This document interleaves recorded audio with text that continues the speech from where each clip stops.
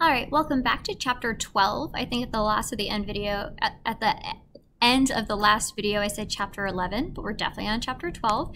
And this video is going to be super short because I have half a page left to read. So let's pick back up and see how chapter 12 ends.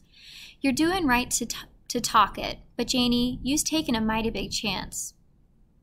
'Tain't so big a chance as it seemed like, Phoebe.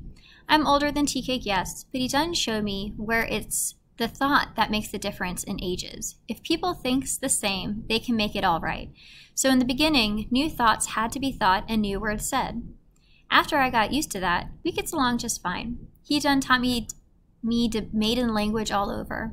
Wait till you see the new blue satin TEWWG done picked out for me to stand up with him in.